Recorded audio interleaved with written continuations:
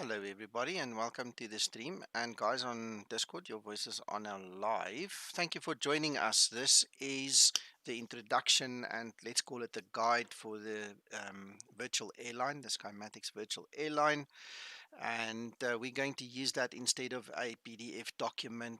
Afterwards I will take the time and I will create the little index at the bottom. We've got the topic list there already. If you can't see it, just hit Control F5 to refresh the video and then go to show more. So we've got a bit of uh, an idea of what we want to convey, and we want to use it to introduce people to the VA, to help you set it up, to help you get going.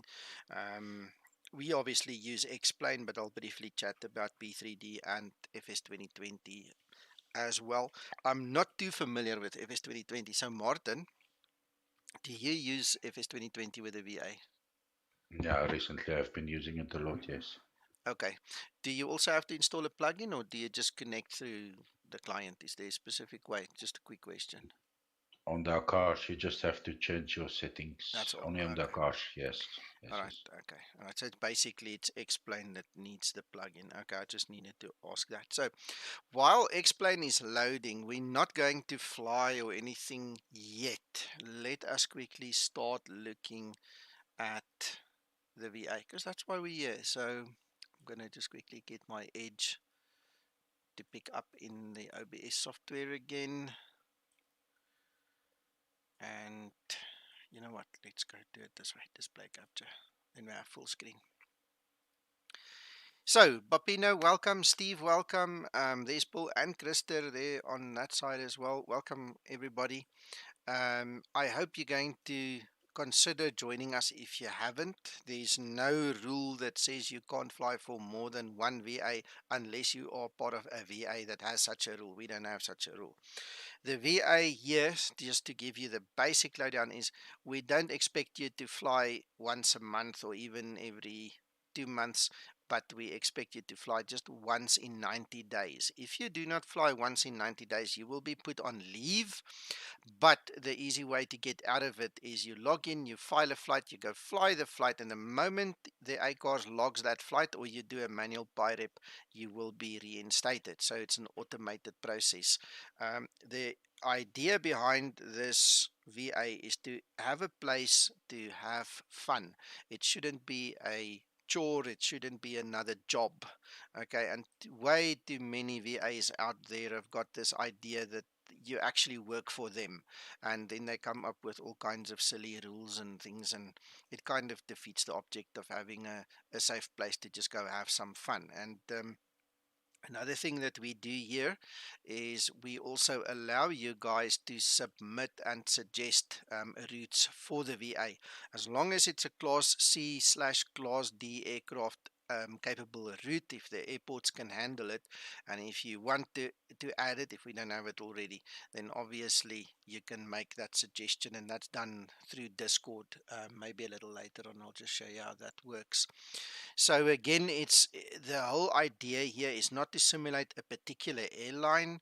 We do have a lot of Ryanair as well as most of Southwest Airlines routes for North America as well as for Europe. We've got all of the South African Airways, Mango, Kalula guys. All the routes from South Africa are in here, so you can fly out to Seychelles or Mauritius or up to Nairobi or all over Southern Africa as such. And then the rest is basically, it was us guys as a group, the Zibo pilots group, who sat down and decided, you know what, we like this route and we like that route, and we started adding them, and we offer that facility to anybody. You can suggest it. There is a process to do that, which is not really in the scope of what we're going to show you here. But if you are interested to add routes and stuff, then just talk to us. You'll see in Discord where to go to and how to do that. Easy enough. All right, so first of all, to start off with, you obviously need to get to the website. So that URL is va.skymatix.online. It is also listed in Show More just below the video. And once you get here, this is basically what you're going to see. This is the landing page. We do have a live map over here, and you can see some of the guys are flying already. Quite a few guys. 1, 2, 3, 4, 5, 6, 7, 8, 9, 10 of them already. You see, so it is quite nice to be able to check the other guys, and then you can see them in text as well. All right, so that's our live map. If we go back to the landing page, you'll see we have 225 active pilots at this point in time. We have 99 aircraft in total. Some of them are basically mothballed. During the whole process and evolution of the VA, we actually discovered that we don't have to have 100 versions of each aircraft. We've taken away the limitation that only one guy can fly a certain um, aircraft at any given time. So, it got to a point where it just didn't make sense to have that rule. So it's you get in, you pick the aircraft, I'll show you later, and you just go and fly. So some of the aircraft are basically redundant, and some of them are just nice to have. So it is in there.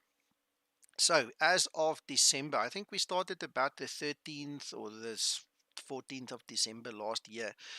As you can see, we've done 7,369 flights. There's the distance, the fuel used, total hours. That's a heck of a lot of hours. We have 2 pilots, I'll show you later on the leaderboard, that have crossed the 1,000 hour mark each now, which is Rule and Uncle John. And Uncle John is quite proud of that, so good on them. There's no limit to how many hours you can do. There's no limit to the flights. I'll explain free flight with you. I'll explain flight routes and all those things as we continue. So again, the idea here is to have a place where you can fly together in a group or just on your lonesome self, even if you want to, but as part of a group. You understand? So it's all made as easy as possible that we can actually give you. The place to start next will obviously be to register. Right, there are a couple of basic bits of information that is required. You can read through there, your name, which home airport you want, country, time zones, password. You have to select that you're not a robot, and under the terms and conditions, you have to agree with the terms and conditions. There's the terms, you can go have a look there. This is for spam. Basically, we don't spam, but it's just to know that, if we need to send something out, that we can at least send to you. I don't use it. I'll show you another way that we actually communicate. And obviously, we've got Discord here, so most of us talk to each other here. And then lastly, in terms of the GDPR, and in South Africa, we've got the POPI Act and all kinds of other nonsense now for privacy. You have to agree to allow us to save at least your name, your surname, and your email address in our database. And without that, unfortunately, you won't be able to register. So then you hit the register button. Once you register and go through the registration process, you'll get your email and so on. You can then come to the login page. Type in your login details and simply log in. I think that's fairly straightforward. Most of anybody I know in this world has already done some registration somewhere and understand the process. Right, so once you log in, this is your normal landing page. This is your pilot dashboard. This is where you see your stats. So as you can see, I've done 198 flights there. You've got my hours, total distance, average landing rate. Some days good, some days bad. That's obviously just the average. That's a better indication of where I usually land. The money situation, we have discussed this a few times, but for the new guys, that is not really used in the VA. So don't stare yourself blind into the money aspect. It's a placeholder for maybe if and when sometime in the future we want to do something with it. And then obviously you've got your current airport. It tells me where I'm at. This is the last flight with all the reports that you can click on. And you'll see a lot of these things have got little... Thanks, Krister. Most of these little inscriptions have got links to it. So you can actually go and click on it, and there you can see your actual Pirep. It gives you your map. It gives you all the data. And there you can see I actually made $12,000 this morning on that test flight. So that's one way of doing it. Oh, by the way, you can actually click on the Simbrief OFB. Oh, there's a fault. Make a note, guys. We'll fix that for you. All right, so let's keep that one then. It's supposed to take you to your Simbrief OFB, and it used to work, but it's not. Paul, just try and help me remember that one. All right. Yep. Right, so you can also go to your airports and you can get all kinds of information regarding the airports. There you can see the inbound and outbound flights. More on that a little bit later. I don't want to confuse you guys. And then also you can see the aircraft details. Actually, okay, that's also a dead link. So it's quite interesting that we actually find these things now. But anyway, so in a normal VA, and I'm saying normal in little quote brackets, you can jump around and travel around. Um, we do not enforce the rule where you have to fly from the last airport where you landed at. I know a lot of the guys are sticky about it. So if you fly to EGPF, you have to fly from EGPF unless you take a jump seat. You can obviously take a jump seat and you can go and choose anywhere you want to go. And I can show you the moment you click on travel, keep an eye on that one. That's your current airport. So the moment you click on travel, you see it simply changes where you're located. So it doesn't affect anything else. Because we're not following the rule or implementing the rule where you have to fly from where you landed, this is just a nice to have. Talking about the notices that we send out, remember that spam email thing? This is a better place. So in our system, we have NOTAMs, and you can see that was the last time I felt it was necessary to send something out. But usually when you get to your landing page here, it's a good idea to just check the NOTAMs, and this same NOTAM is also sent to your ACARS client, so we can actually show you guys that later as well. And then when you start your ACARS, you'll get the latest notice. For instance, we've got a special going on a group flight or something. You'll get the notice. Can you fly the routes offline? Yes, Steve. You don't need to be on any network to fly it. The only thing is, we prefer that you do it with the ACARS, so you need to be on the internet as such. That's all. But IVAO, Pilot, Edge, VATSIM, POSCON, doesn't matter. Those networks have got no influence on us or how we do things. You don't have to fly with ATC.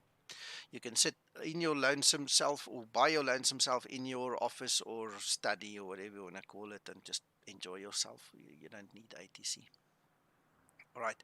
Then, if you quickly want to check the airport information, let's check Balakula. Let's just go there. You can quickly check up on what's happening. It's got the weather there for you. It's got all kinds of bits and pieces. There are no flights for this one, by the way. That's very interesting. Yeah.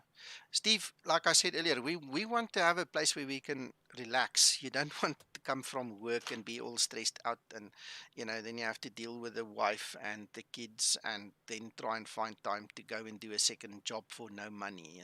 It's supposed to be fun. It's not supposed to be another job. So we've listened to the community quite a bit and we try to make it, enticing for people to want to join, to have fun with us. All right, so active bookings. There you can see the other guys. These are the guys that made bookings. I'll explain that concept to you later on. Because we are now at CYWG, you see it's given here the weather because it obviously thinks we are there. So let's maybe go to EGPF quickly. EGPF. Let's just travel there quickly. All right, so there you get it. Now you've got the EGPF information as a quick one. Then these are the recent reports from other guys that have recently flown in the VA. There again, we've got your map, and it's all right here on your landing page, as well as the list of guys, and then you can see all the other guys boarding and stuff. So we've got a couple, obviously, at the EGPF planning on flying. What I asked the guys to do is the guys that are flying, they are sitting in the Discord room just above us. so that we don't interfere with each other, because they obviously want to go do the flight that's listed in the stream. So anyway, that's the landing page. Just a quick overview of that. Then I just want to quickly grab this thing, move it to another screen. All right, so this takes care of our dashboard. If you go to any other page and you want to get back to your dashboard, all you do, that's your landing page, is the dashboard over there. Right, so it's nice and easy to get there. But it's all good and well. Now you've joined, you've got your landing page without most of the information related to you personally on this page. We have to go to your actual profile. So at the top there, that's obviously my avatar. If you go to your profile, there are a couple of things that is important over here. Right, this is your personal page, and as far as my knowledge goes, you're the only one that can actually see this. And then on the admin side, we've got the 3 or 4 administrators that can see some of it, but not all of it. Okay, so over here you can see your airline, your country, your actual call sign, and what we do in the VA, especially when we fly on IVAO, because this airline is registered with IVAO as an actual airline. So if you use your call sign, which is also, it's your profile ID in the VA, and it will be unique to you. If you use that, they will see Skymatix on their radar screens, when they do the online controlling of you. So that is a registered airline then. That's your call sign. All right, depending on your rank, you will get a certain salary, and then you'll obviously have a home airport. And then you've got just a little bit of a summary. Over here, you'll see all your awards, and we're going to talk about the tours and everything a little bit later. So there are a couple of awards that you can get. Then you'll see the tours in progress. This is all pertaining to you personally. As you can see, I've finished those 2. I've not started the American tour. I haven't had the time for that one, so there's no progress on that one. And then very importantly, you guys are going to need the next setting. Please don't copy my settings. In actual fact, after doing the video, I'll probably reset my API key. Okay, I don't have to show it to you. Thank you. I'm glad.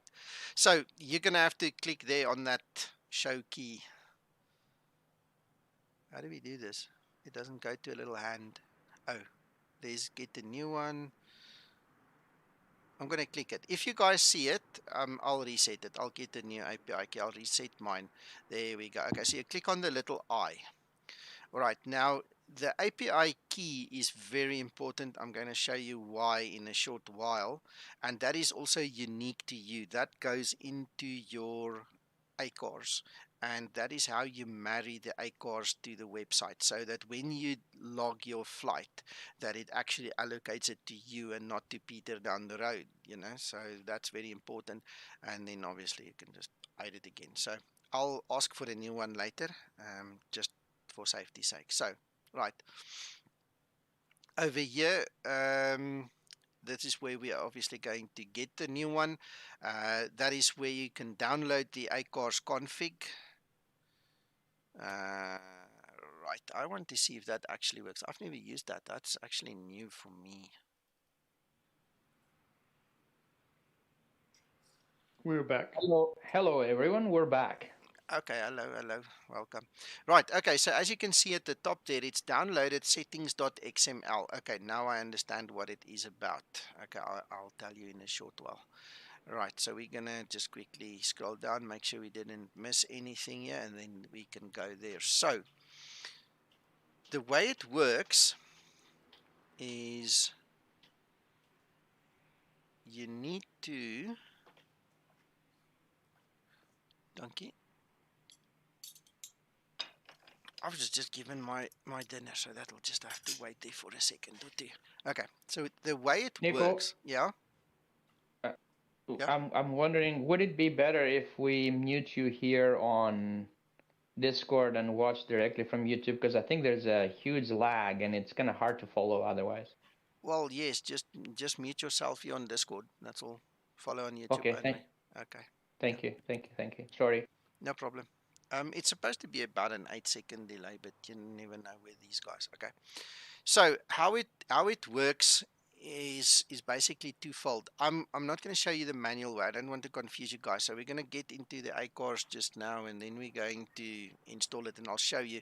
There's a folder called PHP VMS that needs to be created in the My Documents, but I'm pretty sure the ACARS does it automatically. So without confusing you, let's just stick to the basics. But it's nice to have the ACARS config. Anyway, so I'll show you how that works in a second. Right, where do we get the ACARS? That's probably the next question. How do we get started? How do we actually install the software? So the idea is to go to utilities.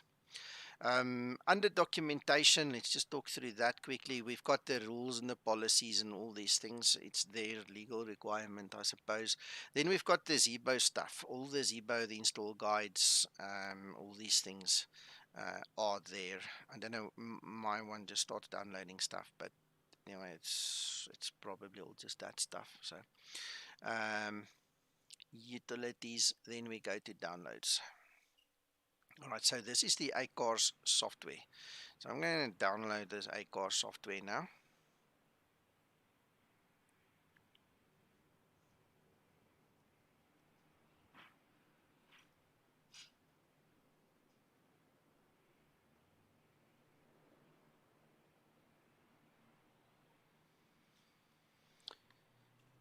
Right.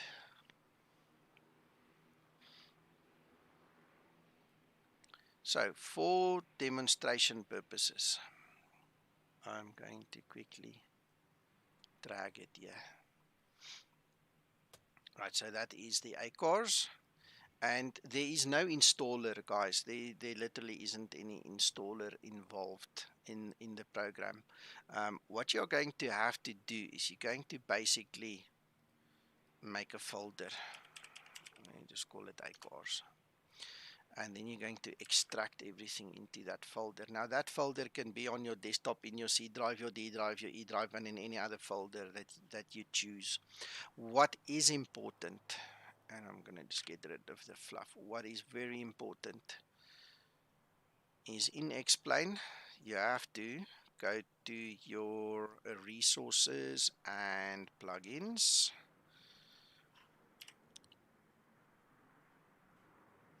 And what's this thing called? ACARS Connect. Okay, sorry, that's the one. All right. So what happens now is in this folder that you've just downloaded, you're going to have to find the Explain folder, and that's ACARS Connect. And what you're going to have to do is you're going to have to physically drag and drop it over there. I'm not going to let it overwrite, so I'm just going to say skip all.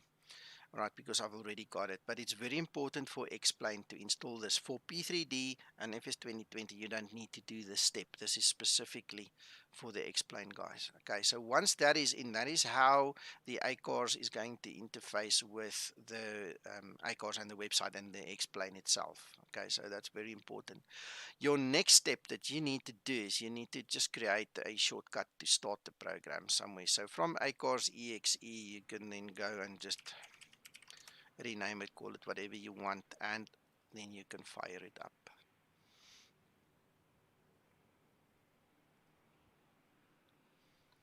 All right, the first thing that you are going to find is that you need to update. So please update the ACARS, and it's an automatic process.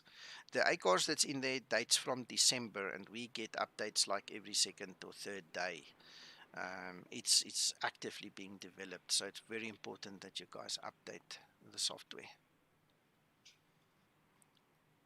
All right, and this is the beginning of everything. Now remember that file that we downloaded, that I said to you we're going to have to put somewhere. Okay, there are two ways of doing this thing. Okay, so you can either, wrong button,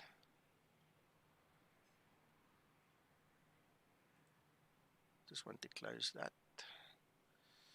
Okay, you can either go and grab the URL from the top here. So it will be VA Skymatix Online, and you can go and paste it in there. Like so, it's the https://va.skymatixonline. Then remember that API key we were talking about. You go to your profile, you go to your profile settings, look at the key, Control C, Control V. Right, so that is how you marry the software, the ACARS, to the website so that it goes to your account. Okay, and then very important, you have to enable check for beta versions of the updates. All right, that is very important to have. Show the Discord status updates. I think it's much of a muchness. I don't have anything interfacing with that, so it's up to you if you want it on or not. That is the one that needs to be on.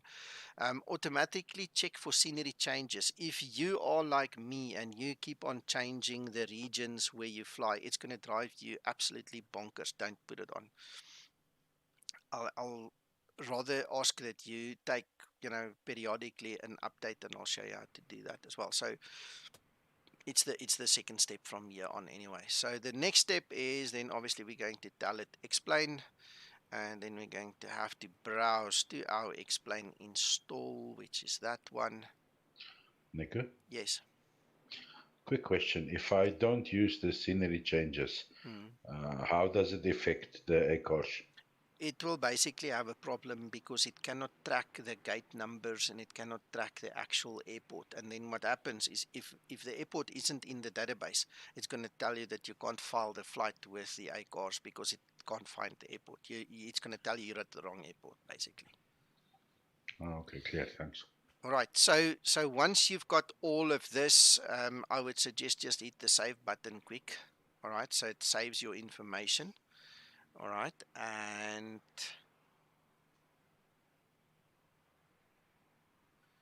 I still don't see. Oh, there it is. Let me show you. Let me show you guys. The moment I pressed the save button in the My Documents folder, it created PHP VMS.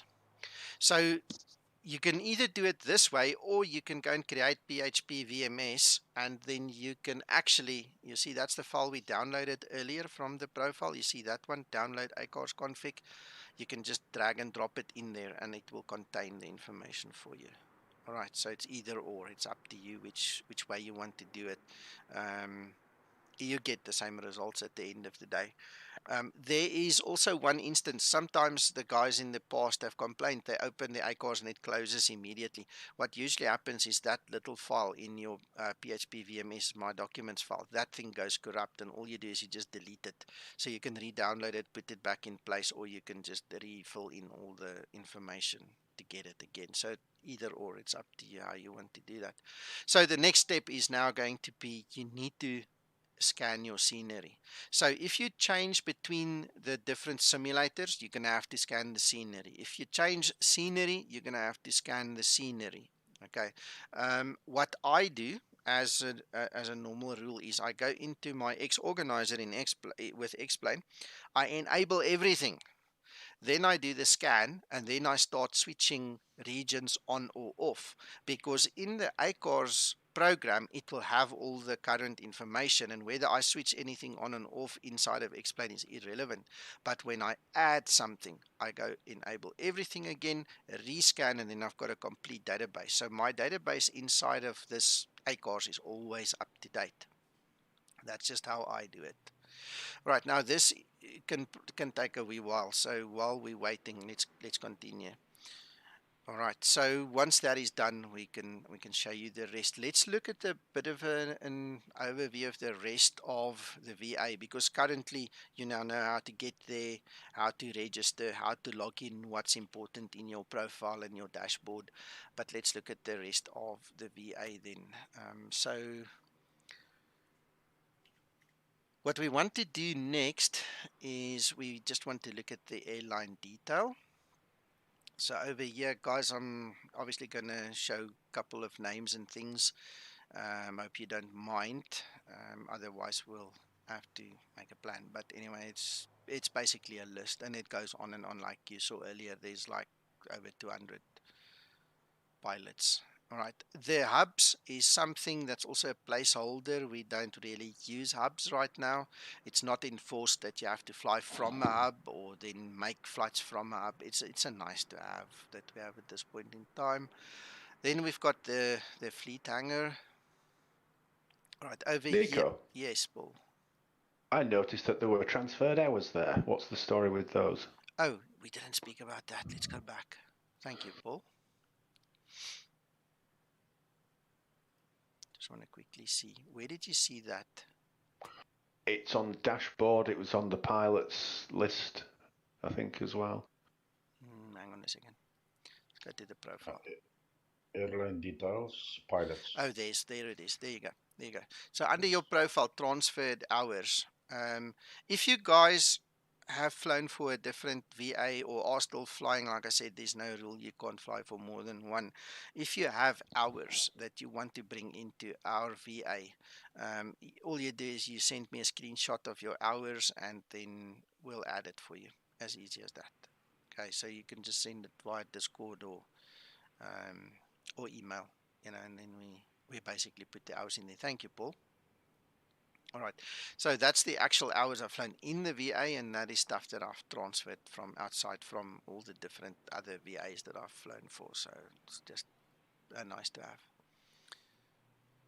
Okay, you ready, Paul? Can we continue? Is that okay? That's grand, thank you. Thank you. All right, so I only mention it because I didn't have any hours. Okay, all right, cool. And all you other buggers with thousands of hours make me cross. But never mind. Yeah. Okay. So guys, this is the basic summary. Over here you can see the aircraft, what type of aircraft it is. I've already made provision for the level up. I've done quite a few test flights and things here, so I know it's kind of reasonable. So we've got the exec 737-300, the 600, 700, 800 Zibo. We'll use the same information for the Zibo as well as for the level up 800. Then we've got okay, before we continue to the rest, let's quickly look on the other side. Over here you can also see the total flight time, where it's currently located, which hub it's associated with. See, it gives you a whole bunch of statistics. Then it tells you whether it's on the ground, in the air, whether it's stored or not. So we can keep track of it, and that's where the 99 number comes from of the fleet numbers. So then those are all the Zebos. We've got 26 Zebos. In the beginning we didn't know we can share them, and the rules were a bit different, and that has changed obviously. We've also made provision for the A319. This is the tallest A319 that's in here. We've got the PMDG. This is the NGXU where we've configured. We've got the jar design A320. We've got the flight factor A320. And this is when we got clever, just to give you a bit of background. Like I said, we don't need all the different airframes. We've got one airframe that's now shared with everybody. So there's the one flight factor, but multiple people can use it, so we don't mind. Then we've also got the Zibo in the 160-seater configuration. The other one's obviously the 189-seater.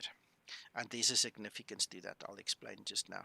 And then over there we've got the Ultimate 900. Since it's been revived, Jason brought it back to the party. We've included the Ultimate 900 there as well. Now, what's the story about the significance of the 189 versus the 160-seater? It's very, very simple.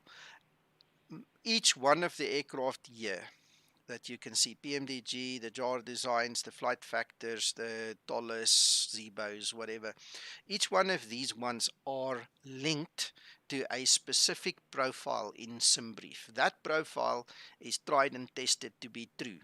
Okay, so if you get your OFP from the website, I'll show you in a minute or two. If you get your OFP from Simbrief and it is then linked to this website and the transaction is done, if you configure your aircraft according to the load sheet, that weight section, it will match. That's the bottom line. It is designed to be true. Okay, so in a lot of the VAs, some of them don't care, and some of them, don't care. But what we did was we wanted to make it as authentic as possible. And that's why we've created specific Simbrief profiles for the airframe that will include your gross weight, the fuel that you can load, the passengers that you can load, and everything. So if you look at any of my streams, you'll see when I show the OFP, my Zibo, the weights and balance matches perfectly. Zero fuel weight, everything matches perfectly. So all you need to do is to learn how to then configure the aircraft to use the load sheet if you don't know how to do that, and that's easy enough. We can show you how to do that. So that is where the significance come in. If you want to fly the 189-seater or the 160-seater, you obviously have to choose the appropriate airframe, because the appropriate CG will then be given to you with the appropriate zero fuel weight, gross weight, fuel packs, numbers, those kind of things. So a lot of effort has gone into making it as real as possible. Okay.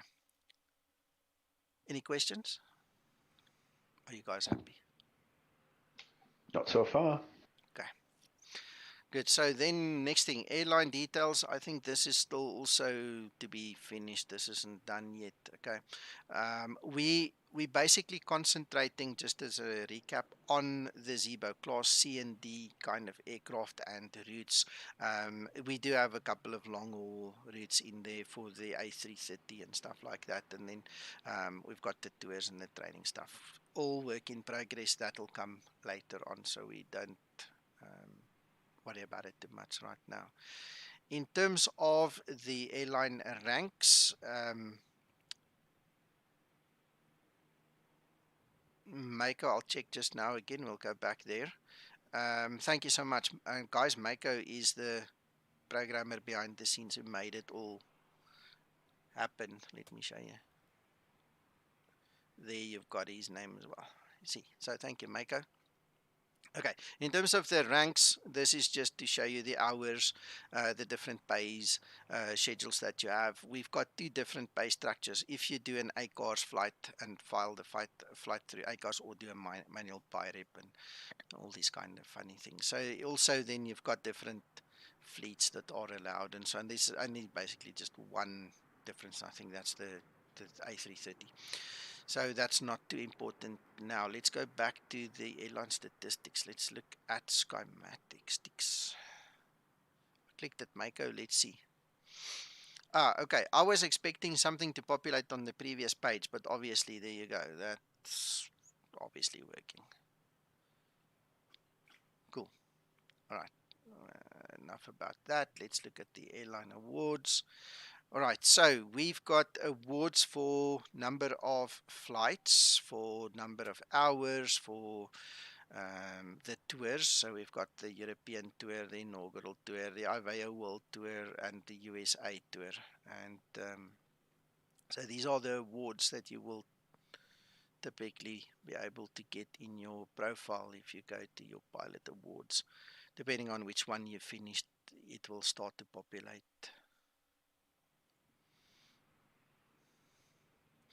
Yeah, I'm not forgetting about it, but we are concentrating more on the introduction now. So just to be true to you now, there's disposable hero. There you go. So Mako used a lot of his assets, but Mako is the guy actually hitting the keyboard to make things happen. Just to clarify that. That's how I understand it, Mako. Okay, so that's the overview. The next thing you're probably going to want to know is, where do we get deliveries and how does that work? So again, we're going to go to the utilities and we're going to go to the VA liveries, and over here you'll see a couple of things. So this is the official livery for the Skymatix airline. This is also the livery that you will see if you fly online with IVAO and you select Skymatix, and this is how we see each other online. Then that's that one. We've got the supporter livery, we've got a Christmas livery, and Christer was the one who made it. Christer, you see I'm still supporting this one, eh?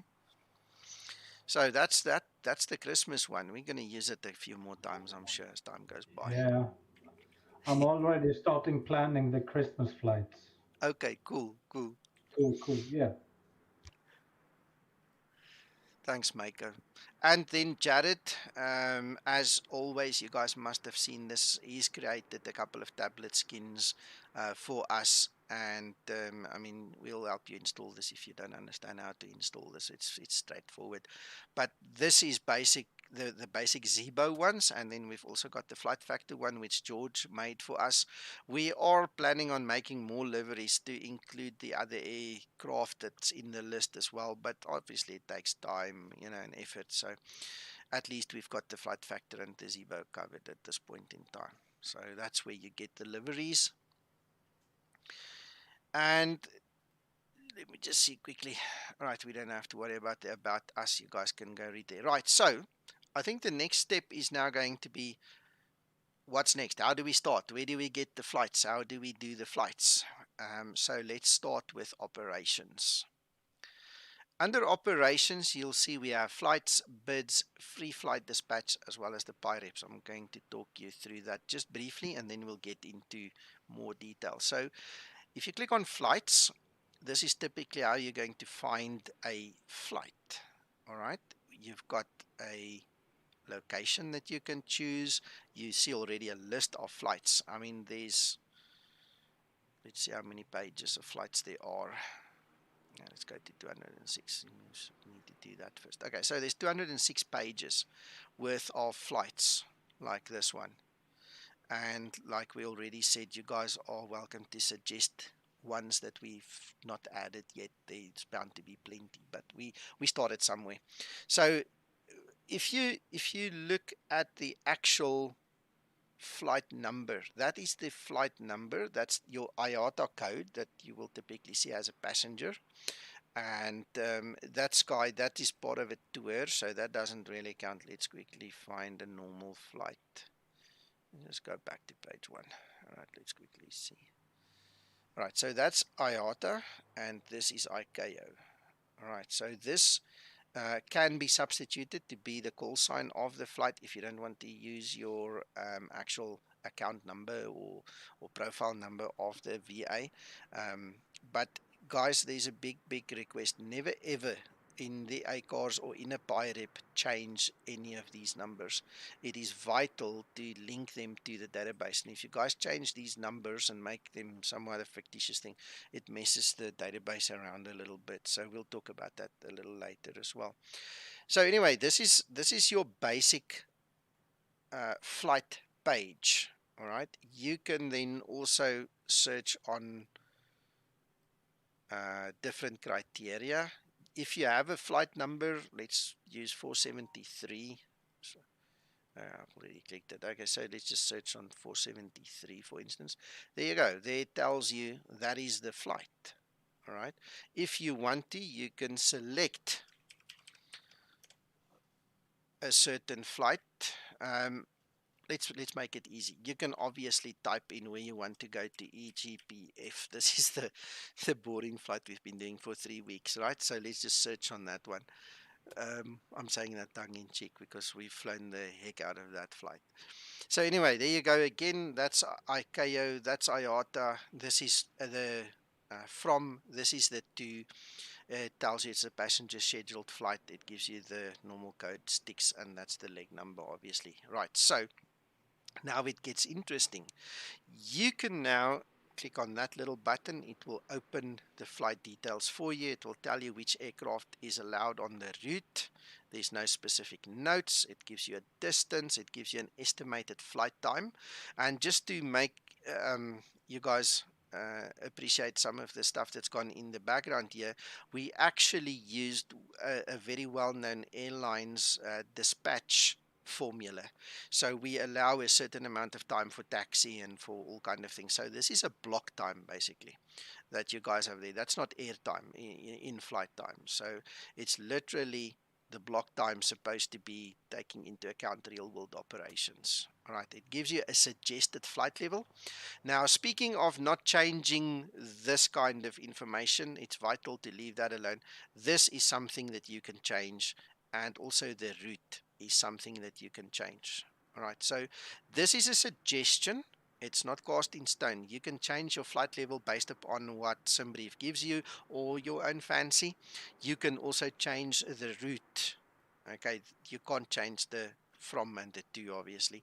But in the event that for some reason you cannot fly that, let's say there's an update to your air rack and that route isn't valid anymore, please notify us. There is a special room in the Discord where you can notify us, and then we'll obviously update it. One of the things, especially in Europe, that we use continuously now is a route finder. Let me actually start that up for you, show you guys.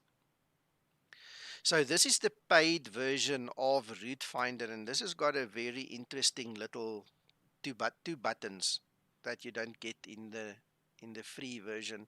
We can actually search a database route from Euro Control. So hang on, that's not done correctly. That's 2 waypoints. Let's go for EGLL and just make it LSZH, just for argument's sake. All right. Let's generate a route. Now, when you generate a route here, and I'm showing this to you as background, that might not be Euro Control enabled. In this instance, it is. Okay, so it tells me that even in real world, it is a real route. Now, when we started this VA, we didn't have that facility. It was, foreign knowledge to us, and we obviously learned in the interim. So what we try and do, as of probably about 4 months ago, we started to make sure that any route in Europe is actually validated.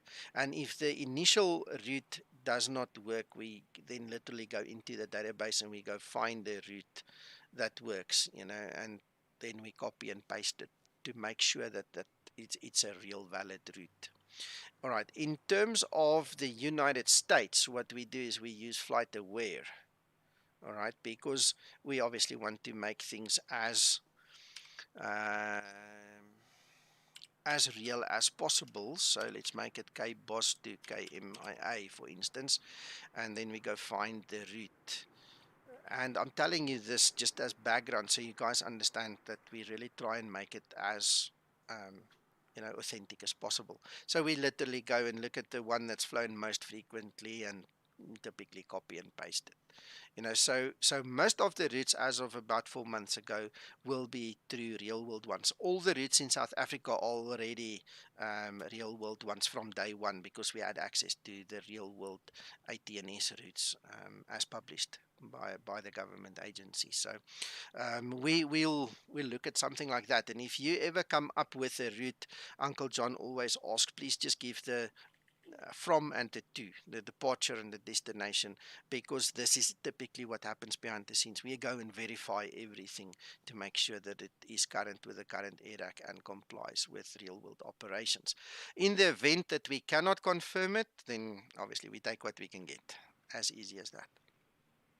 Okay, so going on to the next little button, if we click on the little bit of information there, it will actually draw the route for you. It will give you all the different alternate arrival and departure bits of information. So you can already start your Navigraft desktop chart client, and you can already start planning stuff just from this page. You don't even need to go further. All right. What is important in this page is you can send it directly to your ACARS. If you press that button, I want to see how far that ACARS is with its update. All right, so this is done. I'm just going to hit the save button again. So now this is done. If we click, oh, now it's opening a second copy. That's interesting. So if we click on that button, it should now populate it right into the system. There you go. So at this point in time, you can now select your aircraft and you can actually put in, the other detail. That's one way of doing it. I prefer not to do it that way, me personally, and I'll explain to you why and how and all the rest in a short while. All right, but in essence, No, it doesn't. It links to the website. That route that's there, Steve, that route is the one that's populated. So I'll show you the different ways of linking Navigraft and Simbrief and all those things in a short while. Okay, but effectively all that does is it takes this route and it pushes it over into the ACARS and gives you the ability to go and click on start the flight and go fly it. So that's one way of doing it. The other thing that is more important for me, which I would highly recommend for you guys to do, is to actually add a bid. Okay, I don't want to add a bid for this one. We're going to do the flight as published in the stream earlier, in the notes. But this is typically where you're going to make a bid. And just to explain to you what a bid is basically you can go and create your own flight schedule, like a week in advance. I think it's valid for 8 days before it resets.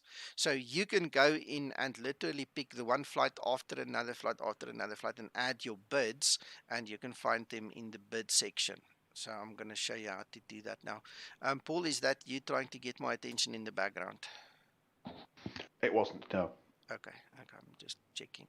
Right, so what we said for today is we want to fly. Let me get my roster quickly on the other side. We want to fly from EGPF to EGBB. So we're going to do a quick search. EGPF. EGBB. And we're going to search that flight.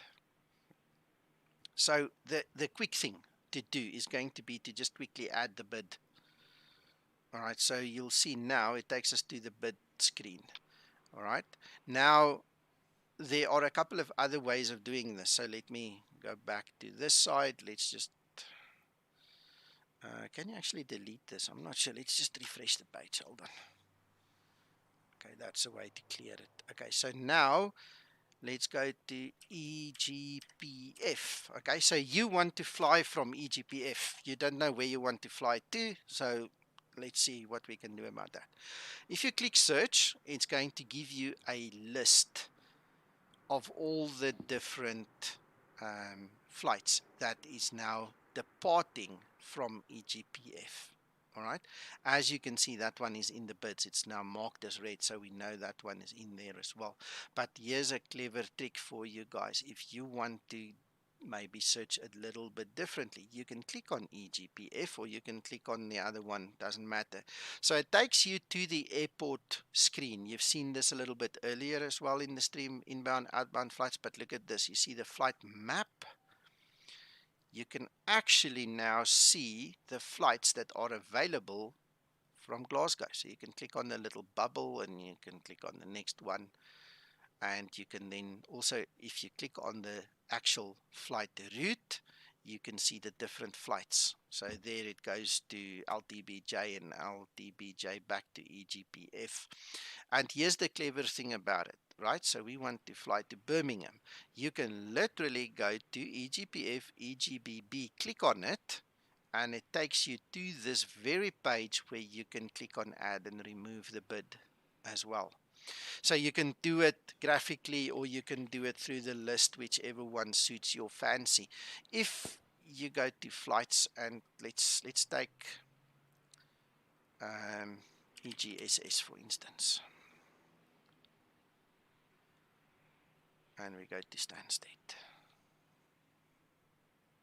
Flight map. Look how interesting that is. You see, I think for a lot of people who are more graphically inclined, it's going to be easier to just book a flight this way, go through the map. So that facility is there. What you can also do in the top right-hand corner is you can select different map backgrounds. This might look a little bit better for some people. There's another one. See, there's the topographic map as well.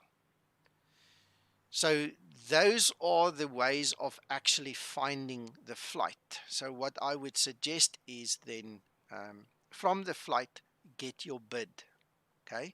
Now this is the first bid that we made. Now let's say we want to simulate now flying from Birmingham. Further on, we can go to the actual map, and now we can decide, hey, you know what, I want to go to Amsterdam, right? So now you can zoom in, click on the little band, EGBB to EHAM, and you can add the bid.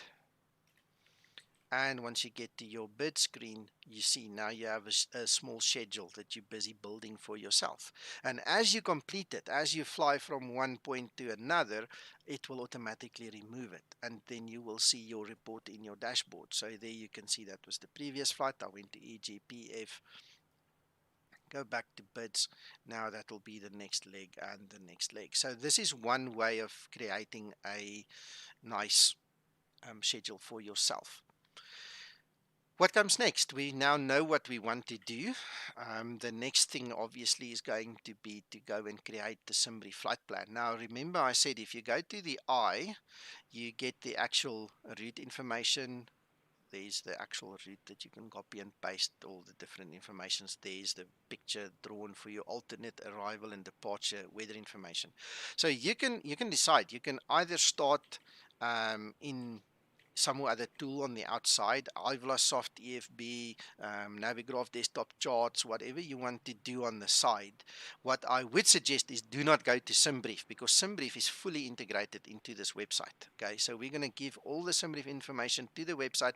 It's going to send it to Simbrief and then get the transaction back. So I'll show you how that works.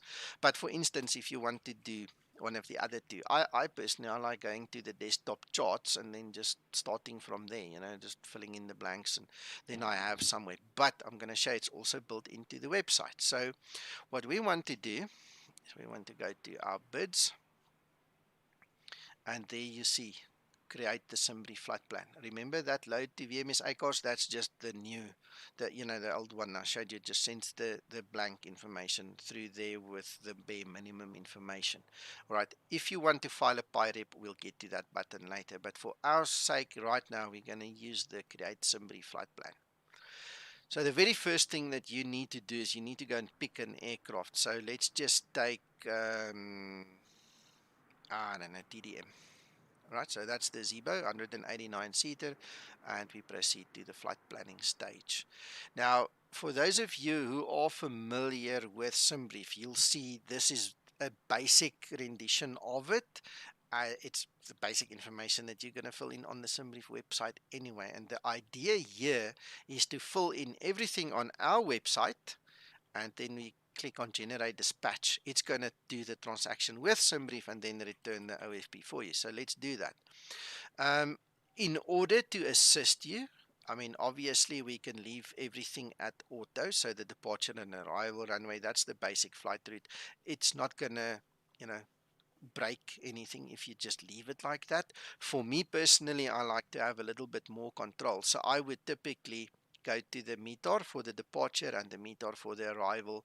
I will go to Navigraft and sort out things like that. It's just the way I operate. So I'll show it to you in a second. But before we get there, obviously we have Windy integrated. This is real world information, and you can actually go and check a couple of things there. I'm not going to spend time on it. If you are using ASXP, that's Active Sky for Explain, it's also integrated in here. It's not going to give us anything because I have not loaded a flight plan in here yet. Okay, so I'm going to show you a little bit later on how that looks and works. All right, in terms of VATSIM, Maker, are you still here? Does this actually work for VATSIM? I haven't used it yet. It says it's offline. Let's show you guys the IVO one. Alright, so if you guys are going to fly online, we do have the integration, and VATSIM should work. If not, Mako can fix it later. But there you can see, those are the TIX guys. You see the guys in the room next door doing the actual flight that we are planning now. Alright, so and if I actually log in here, if you have an ID for IVAO, you can actually log in and you can set it up to look a little bit differently. I'll show you now. Alright, there you go. So in all the aircraft in my friends list are now blue. right? And that's the differentiating factor. And also it includes the weather now once you are logged in. So it's a quite powerful tool, and at least this way you've got a point of contact in the website already where you can go to and check whether there are any ATCs online, as you can see there. You know, so it's a nice to have. All right, let's go to this flight planning thing. All right, so this is a very neat tool, and I'm going to talk about basics, and then I'll just remind you of a little further notch of realism we can add a little bit later. Basically, this tool will give you your METAR, and it will suggest the runway for you. Not what I wanted, sorry. Okay, so currently it's showing us that runway 23 is suggested. You see it's bold, and the other one is like grayed out. So if you go according to the wind over there, it's a very good, no, I keep on clicking this, sorry guys. It's a very good indicator that runway 23 is going to be active at Glasgow. You understand? If you have multiple runways, like at EM, you can actually, you'll see there's a little radio button there that you can click into, and it will change that graphic for you to give you the graphical representation. It also then gives you your headwind component, your crosswind component, and kind of neat stuff like that. It gives you your basics there at the top. Unfortunately, this is always and only in inches, but you know, it is what it is. So that's for us in Europe and South Africa and the rest of the world. We just come read this one down here. So we know that runway 23 is active, and so we can actually set it if you want to. Now if you go to your arrival METAR, it's a crosswind, man. And the reason I chose this obviously is for the crosswind effect. That airport is famous for it. So Birmingham and Leeds and those places, we know about them. Okay, so it suggests 15, but it's a crosswind, so it's an either or. If you want to fly straight in, you can use 15. Otherwise, we can use 33. I'm going to go just 15. Okay. Now, what I'm going to do is I'm just going to copy that. So it's Control C on that side, and then we're going to go to Navigraft. And we're going to say manual input. So EGPF. And we're going to go to EGBB and create the route. So as you guys can see, it's completely integrated into the system. You obviously need a subscription for this, otherwise it won't work. This button at the bottom here is the one that you need to press to link it up.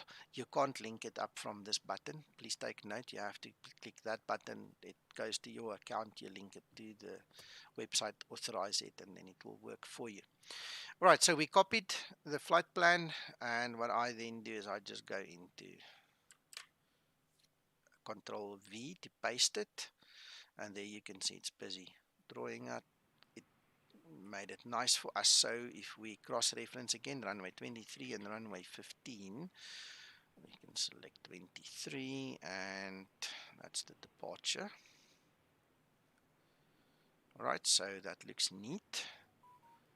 On the other side, we said runway 15, so it's basically a straight in.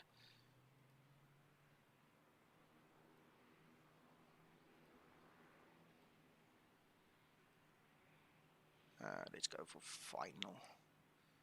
Alright, so what I would then usually do is I'll just open my chart list here on the side, and if you click on the little pin, it will pin it at the bottom for you. It just makes it easier to find it later on, because the next screen that comes up, everything is available then. It's easy enough to cross-reference. So we're just going to put the overlay, pin it again, then we're going to go for the next one. It's the star.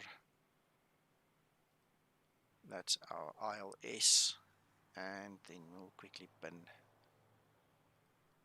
the airport as well. Right, now very important, something that's not really in the scope of this tutorial, is the fact that because you've got the charts, and let's say you're talking now about a double runway, dual runway kind of a system, like at Heathrow or one of the bigger ones, EGCC, EAM, those places, you can actually come and read your airport briefings and look at the actual runways in use and the runway requirements and things like that. So it just makes it easy to have all the things. You can also, pin it there just to remind you as you continue. All right, so if we zoom out a little bit, this basically concludes the flight planning in Navigraft. So what I then do is I just go and copy the whole thing. Right, and I go down to the route and I paste it. Now it's very important to remove the ICAO and the runway there, but what we've added is now the star and the SID, so we know this is now true. Okay, it's up to you whether you want to change your alternate. All the grayed out fields you can't do anything about, so that one you can change. You can change your takeoff time. That's obviously the estimated takeoff time. 17. Yeah, that's plenty of time for us. Over here at the bottom, you'll see this is what the VA gives you. It gives you the amount of packs, the cargo, your weights and everything. If you are not happy with this, the only way to change it is to press F5. Every time you refresh this page, it will give you a different layout, the loadout.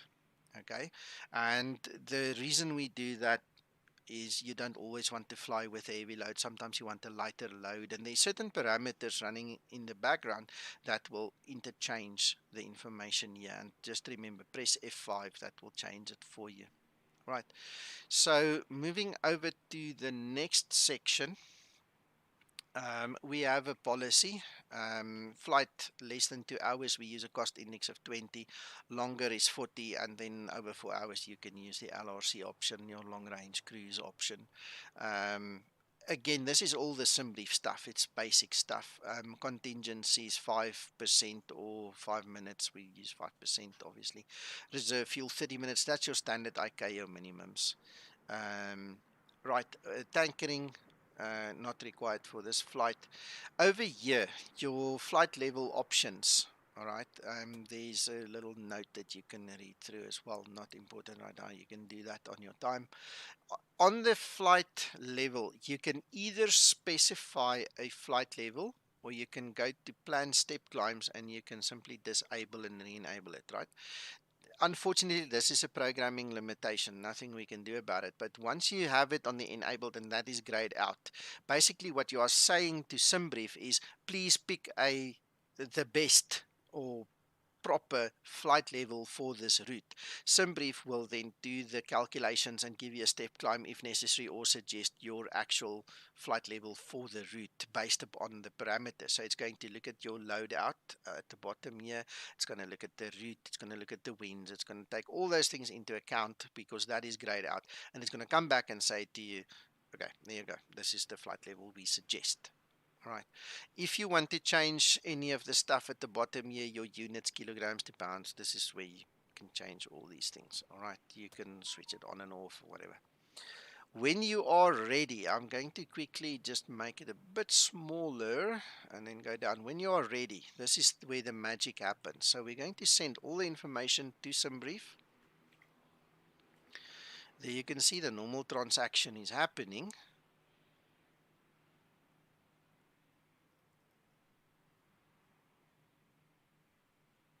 And there we have it. So this is what has now come back from Simbrief. If you have a smartphone and you want to scan the QR code, you're welcome to do it. It's going to give you all the flight details there. It's got a couple of fantasy bits of information there. If you want to export, this is the normal Simbrief export that's here. You can export to any of the normal Simbrief platforms. You can just download it, pick the one, download it. All right. If you want to pre-file an IVAO, you can click that button.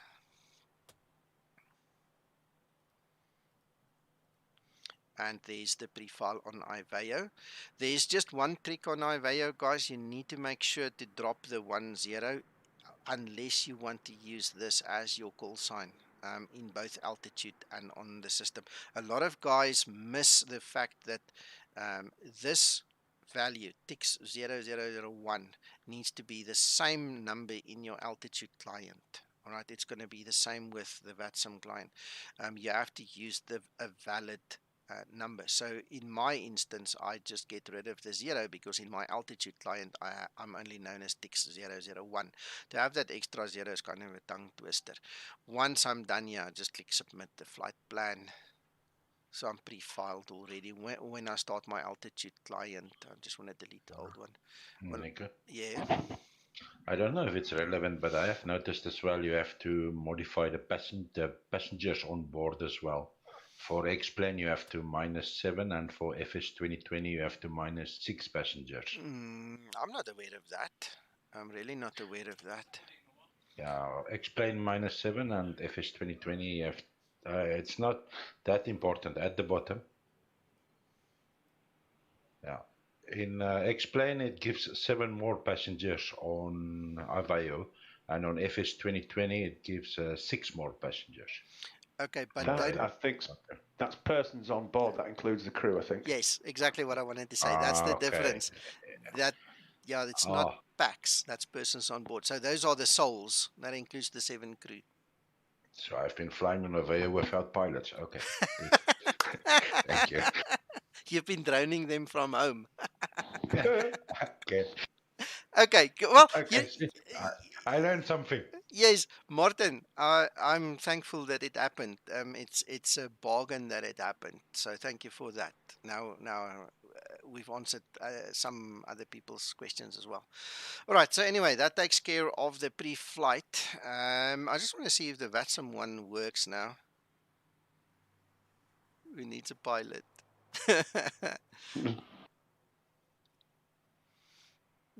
Authorize. Okay, this one seems to work. Man, I've never used this VATSIM one. All right, there you go. There's the same thing for VATSIM. So it automatically populates everything for you. Let's just see. Yeah, we also have to drop the leading 0. And guys, just a reminder, I dropped the leading 0 because I don't want to tongue twist myself there in the air. It's not nice to have an extra 0. And you just need to make sure that that call sign is the same call sign you use in your client. Otherwise, it will not pick up the pre-file flight plan. Okay, so just remember that. We don't want to save that. All right, there's the Sky Vector link. I'm not going to go in there. For the new pilots, there's a little scratch pad. Okay, so if you are new, this is something that Mako in his wisdom put together. Thank you, Mako, where you can actually enter, as you're talking to the ATC, you can fill in the blanks and put some notes in here. So it's a nice to have to keep track of where you're at. All right, your checklist items. All right, you now need to also take note, you need to start your ACARS. If you started your ACARS before you got to this page, you're going to have to close it. That's what I did. So I need to go back and start it quickly. The reason you do that is to allow it to see the dispatched information, the already dispatched information. So once it starts up, oh, there's another update. How's that? I was telling you guys, these guys work hard, eh? Nabil is on a mission, man. So we're going to quickly update it. We don't have to do anything. It will automatically start again, and then we go.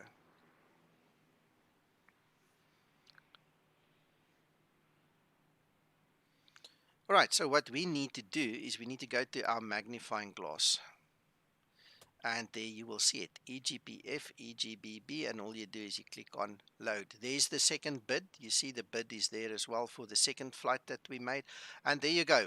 There everything is put in. One thing that you need to take into consideration is that line is not a aviation based line. It is just the list of all the different waypoints. It doesn't include your airways or anything. And the reason it's there, the only reason that line exists, is when you go to your actual map, it draws the actual flight route for you, and there you can see the fellow pilots as well. Okay, so don't get confused. Don't go and change this line because you see, oh, but hang on, this isn't a valid flight route. It's not supposed to be one. It's supposed to give you the map details. All right, that route on the map. So over here, you're going to see all the information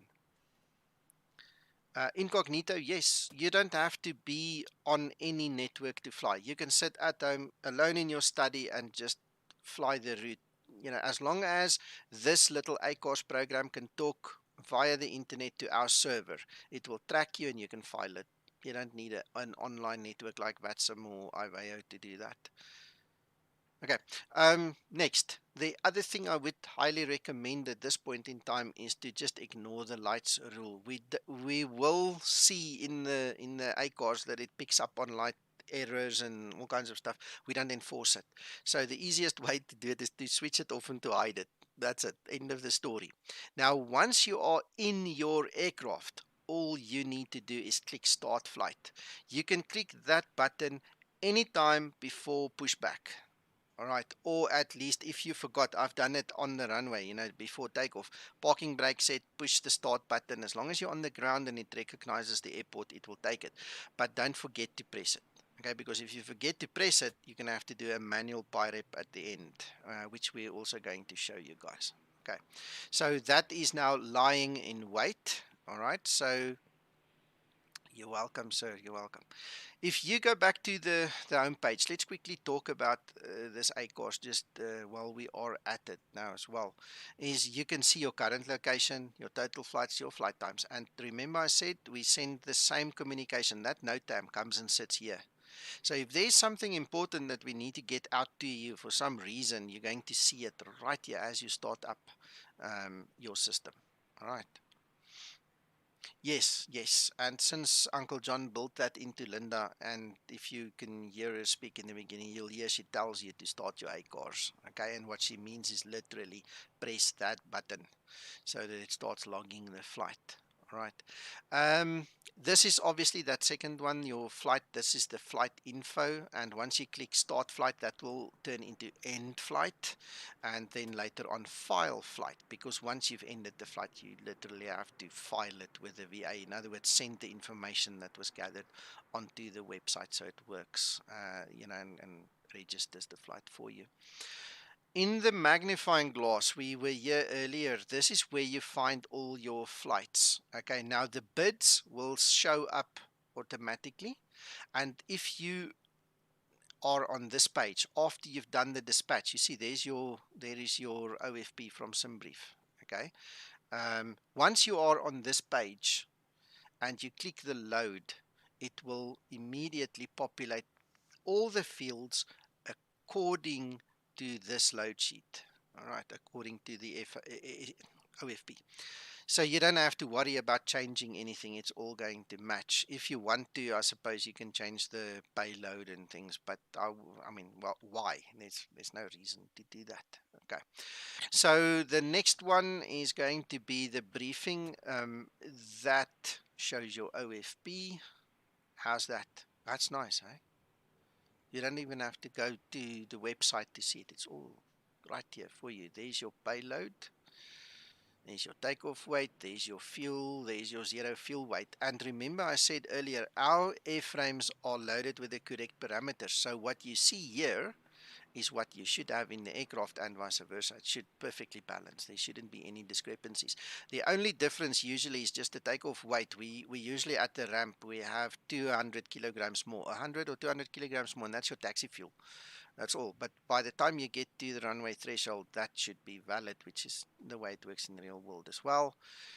On the map page, that's it, Christer. On the map page, again, you can zoom in and out. In the previous version, you were actually able to see who the pilot was just by putting your mouse on it. Maker, I'm not sure if you're going to bring that back, you guys, but it was a neat feature. I would love to have it. So anyway, there you can see all the current pilots flying. And over here, this thing at the bottom, this is your black box. And this is where it's going to record absolutely everything it needs to fill in the requirements for the VA, to do the pilot report at the end. Oh, you have to press it now. Okay, so instead of just hovering over it, there you go, Christer. There you are, buddy. Okay, I didn't realize you have to click on it. The previous one, you just hovered over it. So anyway, there you go. There's Yaku. Right, so as you fly, you will see these lines start to populate. It will basically record everything that's necessary, as I said already. Right, your summary, it will be given to you at the end of the flight. This is where you're going to, yes, Christer, this is where you're going to get your report. You know, if you were good or bad or ugly or whatever the situation is, it all goes in there. And this one is just to start the flight or end the flight again. And just to recap, that is your settings, and this is personal to you. Remember that thing, I'll change mine later on, but that needs to be your unique number that comes from your profile here. Otherwise it's going to allocate or not allocate correctly. Okay. Yeah, it gives you the landing rate and it gives you the score, you know, if you were on the center line or, you know, G-forces, all these kind of things, fuel burn, all of that is in there. Okay, so we've basically covered, you know, up until a certain point. What's neat about everything now, so I'm just going to go back to default, is because we filed on IVAO, it remembered, and there you can see the guys are actually nearing completion already. There's another one coming. Again, it's nice to have it here, one single place. You don't have to have multiple websites and different things open. You just click a button and it literally gives you everything. Okay. Even from here, if you want to, you can do the export from Navigraft. Me personally, I always export from Navigraft for the simple reason it includes my SID and star. If you export from this facility directly from Simbrief, you don't get the SID and star with, and then you still have to program that into the FMC. So depending on what your fancy is, how you like it, you can go that route. Right, so we can stow that one. All right, so dispatch information, this is the basics that comes from Simbrief. There's your ATC flight plan stuff. You see block fuel, all these things. Now, me personally, I always run off the OFP. So you'll see me on my streams, I will go down into the weight section and I'll start populating the Zibo tablet from here. If you fly other aircraft, the easiest way for me personally is to just always use this information and make sure that everything, you know, goes into the correct place. Barry, that is correct. It's a shame. It's a real shame. You know, me and Dan have got such a good relationship. We've come a long way together. And I still keep STKP alive because I'm under no illusion that not everybody wants to use my VA, you know, and to get the facilities here. So in terms of training, in terms of going forward, I will always use STKP as a reference. I will always train people on STKP. I will definitely not abandon that product. It's definitely got its place. But since we've got all of this information available to us over here, I hardly use STKP just because of the ease of use of the website. So anyway, that's your OFP. Just want to see that's it there. All right, so again from Simbrief, there you have your flight maps, you know, all the normal Simbrief stuff that you would get from there. And basically, if you look at this, the only time you would ever need to go back to Simbrief is once a month when you have an AirRack update. You know, if you subscribe to that database from Navigraft, you go there, you set your AirRack to the newer one, and then you come back and you do everything from this website. You don't ever have to go back to Simbrief. Yeah, you see, there's different reasons for using that, Christer. So, okay, the next thing is weather. Over here, we've got our summary again. We've got the whole different, you know, scenarios and stuff. I just want to quickly get my flight route exported. I'm going to use the Navigraft chart thing quickly. Export, because it's already set up with the correct folders and everything.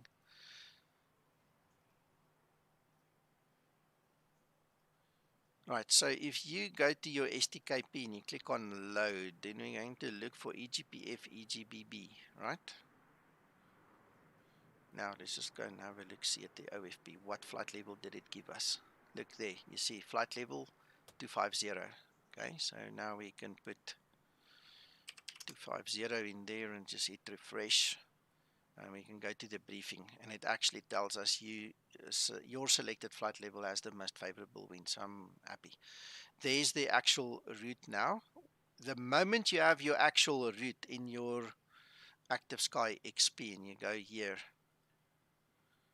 right, you might have to press F5 because it wasn't available before. We pressed the F5, weather, and then ASXP. There you now get your whole Active Sky briefing in this facility. So when you do your winds planning, this is obviously more up to date, but it takes a little bit more experience to use this properly. You can then decide whether you want to use this as your wind basis for your flight planning, or whether you want to stick to your OFP and use that wind there and the winds over here for your descent planning. You see those descent winds. So it's up to you. You know, for ease of use and the way we train the guys to fly the Ziba, we just use the OFP. Then we don't confuse anybody about, you know, all the nitty-gritty stuff in ASXP, but it's available. Right, again, you have your departure.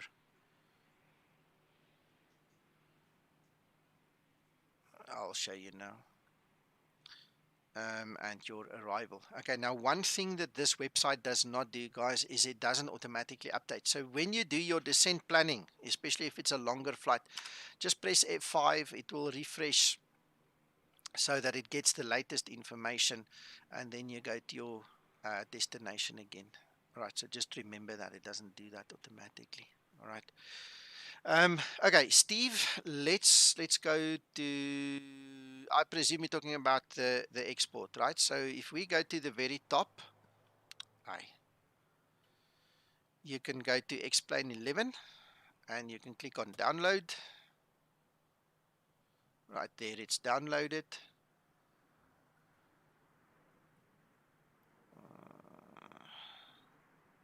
There's the file. See, there's the file now. Okay, and all you need to do is you need to put that file obviously in your FMS output folder inside of your Explain. So if we go to Explain, we go to output FMS plans, you can literally just drag and drop it in there. Right.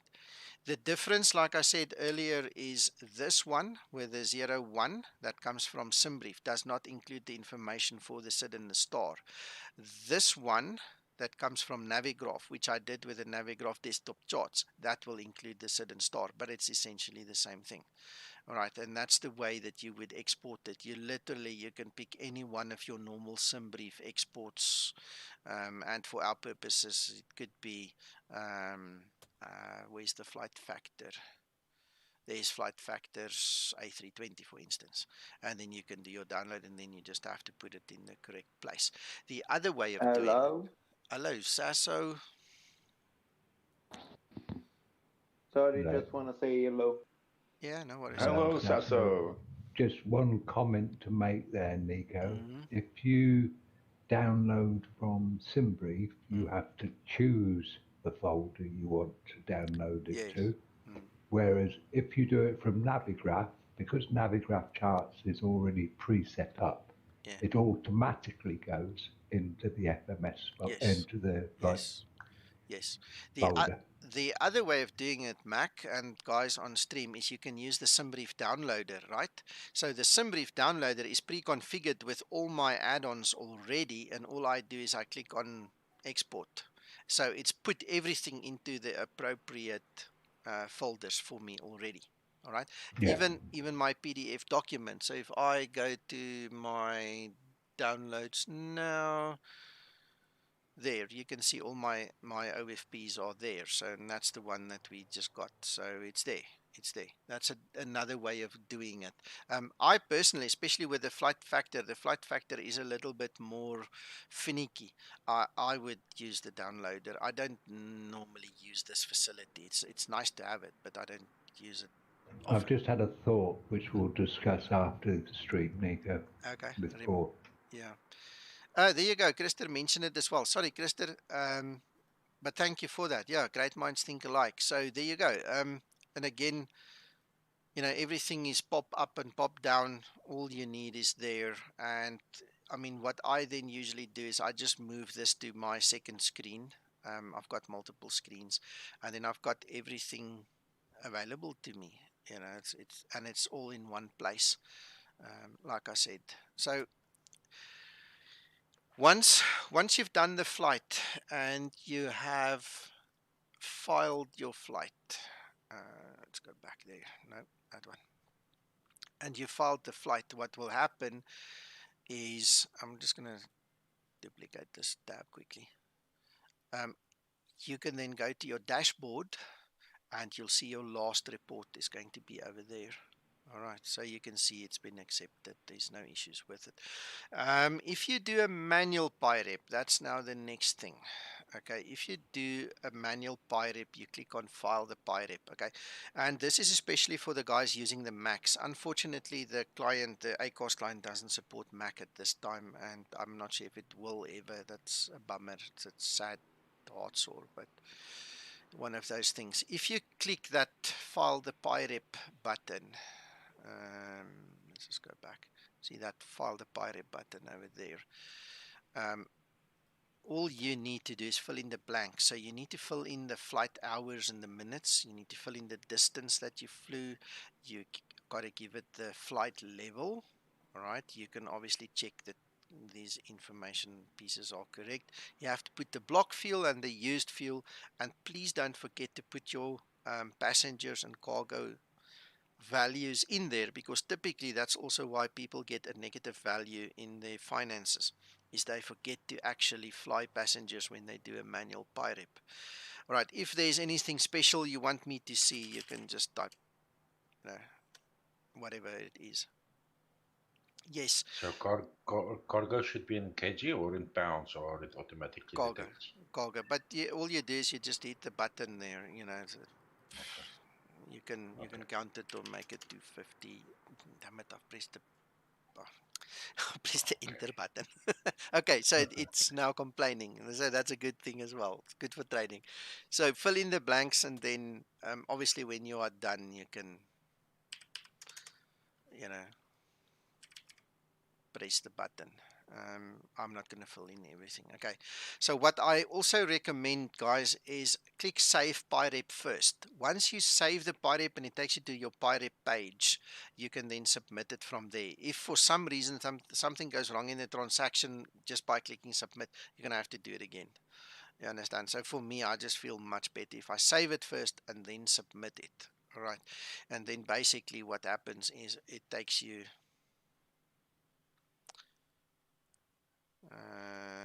there. That's the one I need to. It takes you to this page, and you'll have a submit button somewhere there. Right, and then you can just make sure that everything is fine. And if you need to edit something, you can quickly go back, edit it, and then you can obviously click the button. To submit it. Once it gets submitted, it goes into the queue, and every now and then I personally or one of the admin guys go and we just click accept. We are not in the game at this point in time to disqualify any Pireps, because it's still a work in progress. We're here to have fun. We're not gonna cry too much if you landed too hard or too skew, or fell out of the sky, a little bit hard. Something, you know what I'm saying? Reasonable stuff. I mean, obviously, if you made a big mess and we pick up on it, we'll, kick the Pirep out. But it doesn't really happen that often. So another thing that you can do under operations is you can actually go to Pireps and you can actually see all your Pireps. You see multiple pages. These are all the flights I did, and you can actually look at the map. And you can have a look, see, those are all my flights that have been recorded in the system. And it's easy enough if you want to go fly it again to click on the link and click and just refly it. Again, the same story goes. You can change your map view to just make it look better or something. And that's it. How's that? That's really nice, eh? All right, so sorry? I'd forgotten how good it was, actually. Yeah. I just rattled through it without paying much attention. Yeah. You worked too hard in making it, you see. Time to have fun. Anyway, so yeah, then we've done flights, we've done bids, we've done the Pireps. That is not operational, it's in-op. The one thing we haven't done yet is free flight dispatch. Okay, now if you want to fly from point A to point B and that flight doesn't exist in the VA and you haven't requested it and we haven't loaded it for you, you don't have to stop. Okay, so what you come and you do is you literally fill in the information here, you pick your aircraft and you proceed to flight planning. This is a free flight system that will then generate yourself, you yourself can generate a flight to be tracked by the VA to still earn your points and stuff. I highly recommend that you do not use this on an everyday basis. If you have a flight that you fly regularly, don't use this. Rather submit it to us. Let us put it into the VA. But if you are in a dwang and you really just want to fly this flight quickly, and there's like, for instance, an event on one of the networks, PE or VATSIM or IVEO, and you just want to quickly do that flight, this is the place where you come and do it, and then it still counts towards the VA. Right, and as long as the airport is in the database, both sides, it will work. Okay, so just remember that. Just want to quickly see what else do we need to tell you. All right, that's free flights.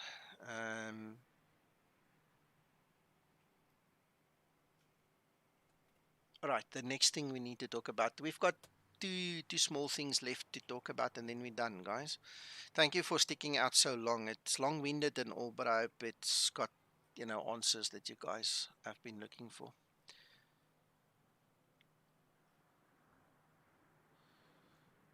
It's not going to know the difference between a VFR or an IFR flight, Christer, as long as it's between two valid points. Whether you fly VFR or IFR, I think is irrelevant. The problem that you're going to have is with which one of the Boeing or Airbuses are you going to fly VFR. You're not going to be able to pick your helicopter, for instance. It's not in here. So that's where it's going to block you, where it's not going to allow it to go through. Yeah, sorry. One day, Nico, yes. I'm just thinking out loud here. This was great. I don't know if you have any plans in the future or whatnot, but it would be nice to do something similar on how to set up on IVEO and VATSIM on your simulator, because that will tie everything up, I think. Wait a minute, I lost you somewhere there. Just explain that again. Sorry. I was thinking out loud and I said the only thing, in my view, something that will tie everything together and bring everything together full circle would be to do something similar to this, but on how to download and set up IVEO on your simulator and also VATSIM. Because Okay. a lot of people still don't know how to set those up and how to, you know, install them and all that other stuff. Okay, the IVEO one is covered. I can link the IVEO videos in the description below the video. So guys, come back later and then you'll see the videos. I'll link it for you. We've done 2 huge videos on IVEO. In actual fact, we had some of the board members of IVEO in those streams as well. That's how important it was. So I'm definitely going to link that in the show notes afterwards, guys. But the VATSIM one, yeah, that we'll have to do. We'll have to make one like that. All right, the last 2 things is the tours. We need to show you the tours and the leaderboard. Wait, before we even do that, let's just show you guys the live map.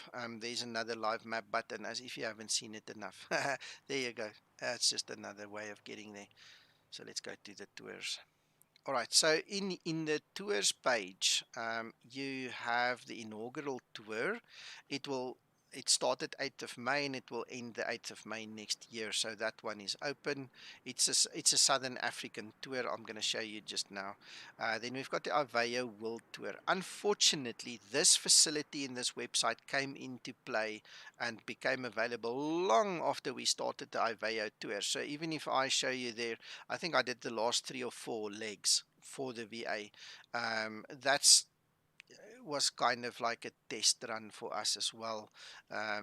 If you want the IVEO tour badge, we can't JIPO the system, and we don't expect you to go and fly all those 50 legs again. Some of them were heartbreakingly long. It was terrible in some places, but good to be done with it. So that is still available. It will run until 31 January 22. So if you guys want to do this, and remember now, IVEO and our VA does not see each other. It's got nothing to do with each other. So what you're going to do is you're going to fly on IVEO and you're going to fly with our ACARS running at the same time. So it registers them on both sides. Okay. But that's there. Then we've got the European tour, and we've got the USA tour.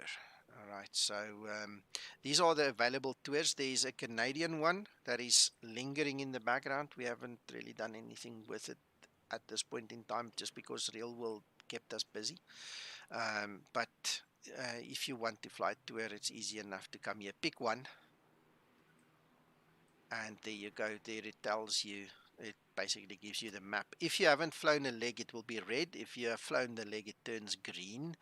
You know, and then again, you can change your maps. If you click on the legs button over there, it tells you your legs. I'll show it to you just now. And then if you've finished the leg, it actually gives you a tick to show it's finished. So if you want to see the information on the leg, you click on the little aircraft over there, and it takes you to this page. You know, you've seen this a few times tonight. What you can then do is add or remove a bid, and you can dispatch the tour flight directly from here. You don't even have to go to the bids page. So that will take you to the whole Navigraft. Sorry, Simbrief, I beg your pardon. The Simbrief thing, and yeah. So that's one way of doing that. Hello, Dumper. Then, like I said, once you are done, it will then automatically give you your badge under your tour. Where's it? Awards. So there's the inaugural tour is done and the European tour is done. Christer, thank you so much for stopping by. We'll talk to you later again. Okay, so just to show you the other ones, let's use this one to show you the red and the green side of things. Oh, myself, it didn't even, oh, maybe I made a mistake. Obviously, I made a mistake there. So it's all red, just means I didn't fly it or it lost something somewhere. I don't think it really lost something. That's just silly, but something went wrong. I probably didn't fly it. It was in my dreams. But the fact of the matter is, red when you haven't flown it, green when you've flown it. Oh, I don't know. I can't remember now.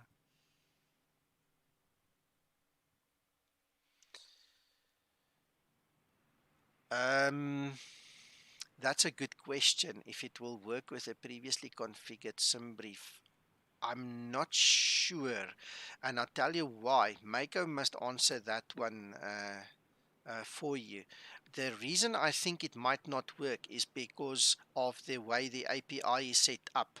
Because our website didn't request it, I don't think you can marry it afterwards, because the request didn't come from us. It was just in Simbrief.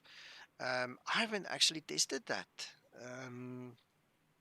And I don't see Mako answering that. That's a good question. I don't know. I don't think it will. But who am I to say? I don't. Hang on. Maybe if we use the edit facility, we haven't spoken about that. So let's go to edit, right? Look at this. Look at this. If you get to this page, you see, and you won't get the edit facility unless you've dispatched it from our side. So it's kind of a catch-22 position. But at least here, you can actually go back, edit everything, and then you can download and update this thing, you know, by using this button. But I think the big trick is that you need to actually dispatch it from our website so that the API knows who to talk to. Because I think that's the way the API is written. It needs to know who to talk to. Okay, while we're on this page, something we also need to just quickly talk about generate a new AFP. If you cannot edit it, if you made such a big mistake, or if you feel, hey, look, I don't want to fly this flight anymore, I want a new one, what you need to do is you need to click on generate the new OFP. Once you click on generate new OFP, it takes you back to the beginning of the process. We have to select the aircraft, you can then choose to go to operations and flight, and then just go and select a different flight for you. And then lastly, and then we can take some questions, is the leaderboard. All right, so at the top you have the current month's leaders, and you can see how many flights the guys have done and how many hours they've done, and then you've got the all-time leaderboard at the bottom. I see my name is on at least 2 of them, distance and flights. Okay. Anyway, guys, that's about it, unless you guys want to add something or ask questions. You can see who the 2 biggest lunatics are, of course. Of course, yeah. Maybe you should give us a chance for a cup of tea, and maybe give people some time to come up with a question or two. I don't know. All right, okay, let's do that. I see we've been going for an hour and 48 minutes. Let's take a 5-minute break then. 5 or 10-minute break. How many minutes do you want? 5 minutes or 10 minutes, Paul? What do you think? 5 will do me. 5 is fine. Okay, so in about 5 minutes we'll be back here. I'm going to leave the stream running, so if you guys need to go get some coffee or smoke break or something, and then you guys can ask your questions. How's that? Let's do that. Sounds good. Thanks. Okay, cool.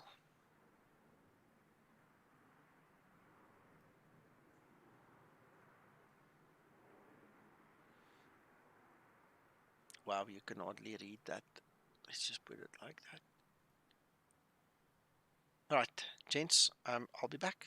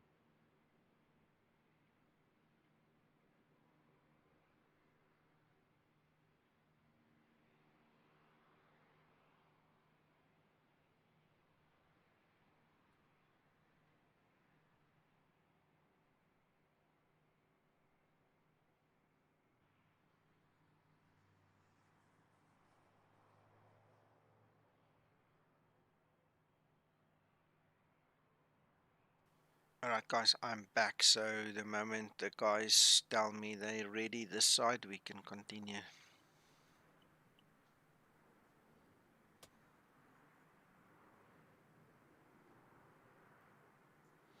While we're waiting on them, let me just get them on screen here.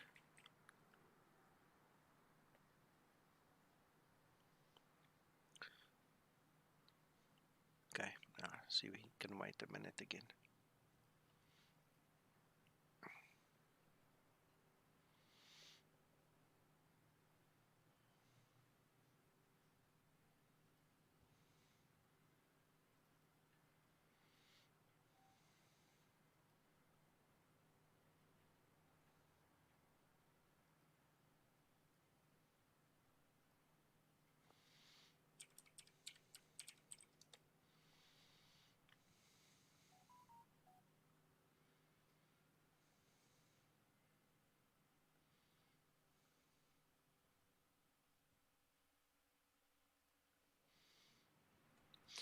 Sasso, how was your day? Did you enjoy your flying?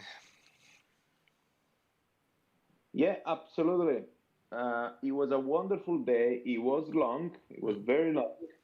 In fact, to be honest, I'm really tired at the moment. I have no. On one side, I would love to start the PC and then go download Zibo and try the latest version. Dive to it. On the other side, it was really nice, and also flying with the A200, it was fantastic. I enjoy it a lot today, and also it was wonderful weather, so I managed to have a little bit of end flying. It was nice. Good, good. Paul, you back? Yes, sir, I'm back. All right, so let's continue. Let's continue. Okay, I've reread the question about the airframe, this B738 profile. I answered it in terms of the OFP, but in hindsight, and then Steve asked a similar question, I think the question actually was about the existing airframe profile. All right, so if we go into the Zibo 189, for instance, there's the profile. This is the way me and Twixter worked it out in the beginning, and that number over there, that internal ID, that is what is programmed into our website. Okay, and each one of the airframes here that's listed. The tallest A321 I actually got from Dimitri. I just haven't implemented it yet in the website, but all of these airframes come with one of those IDs. You as a user don't have to be concerned about your profiles that you have. Okay, we are not going to scramble your profile or whatever. When you dispatch from our website and you get the dispatch back, everything will be based upon these airframes that you see here. That's in my account because I'm the API owner. Okay, but when you don't use the website and you go directly to Simbrief, you will still find your profile there and you can still use your own profile. It's just for the VA once you do the actual dispatch, from picking a flight. In actual fact, I might as well go to bids, right? So the moment you click here on create the Simbrief flight plan, it's going to use the VA API with the VA programmed IDs. And so your one is left intact. It's not touching your account at all. It's going to use these ones. I hope that answers the question a little better if we talk about profiles and airframes. Does that help? Make sense?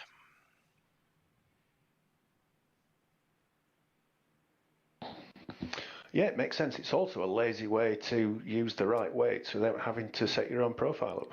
Exactly. Yeah, and that's true. You don't have to set your own profile up, so you don't have to worry about the values because it's all pre-programmed in the system. Yeah, so apologies for misreading or misinterpreting the question, but it took me a few seconds to realize I can answer that differently. Yeah, and so that's just the way it works. Guys, do you have any other questions? Do you need answers on something specific? Can we help you with some more?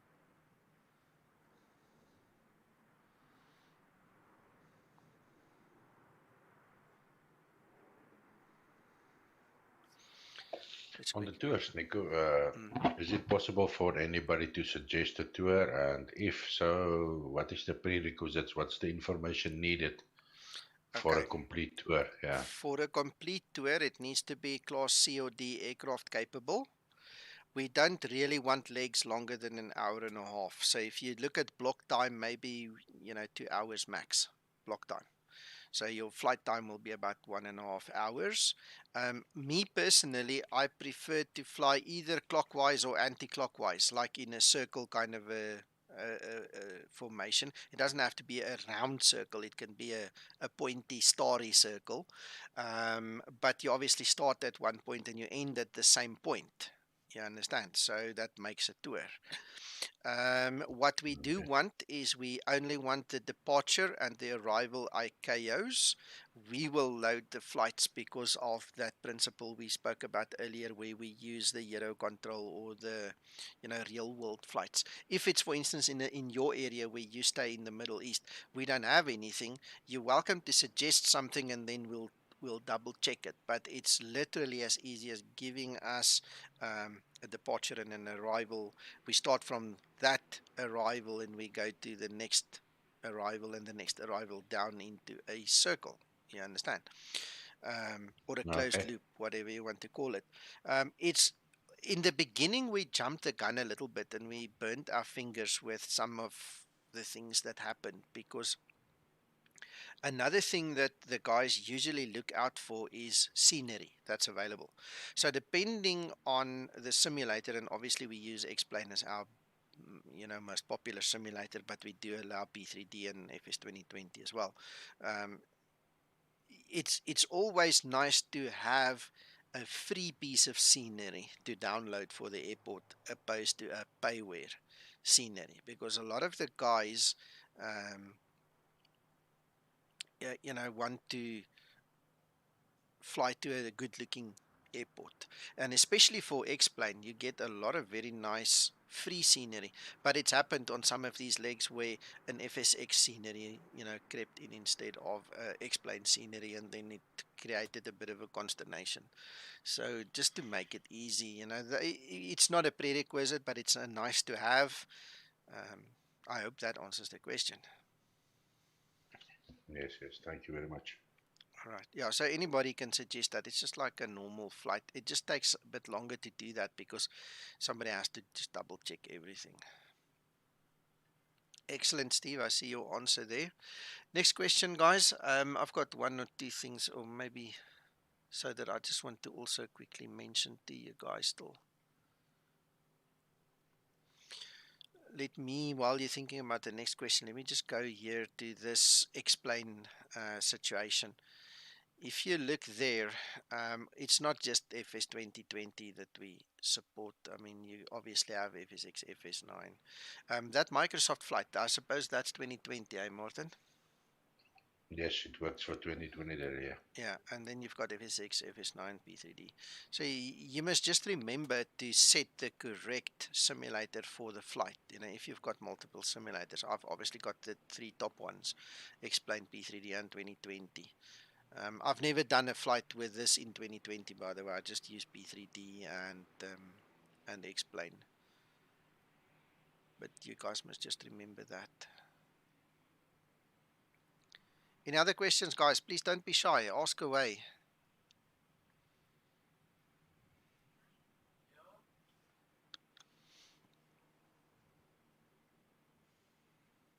I'm not sure if there's anything else I can share. Oh, I can maybe show you this.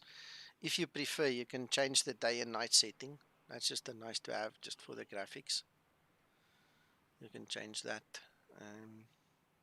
The rest, I think, is going to be up to you guys. You're going to have to go and play with it, fiddle with it, see what works and what doesn't work, and we'll take up the little issues that we picked up and give it to Mako for a fix-up.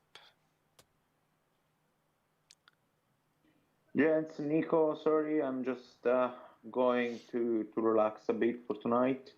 Okay, so yeah, I will. Most likely, I will be able to try tomorrow the new version. Tomorrow morning. Very That's cool. the plan. All right. Okay, hopefully I will find a bit of time. Yeah, if you can, you're welcome to fly with us. It's in my flight roster if you want to do flight with us. Yeah, I will try. The only thing is, any chance to have that route, was it Glasgow or something similar?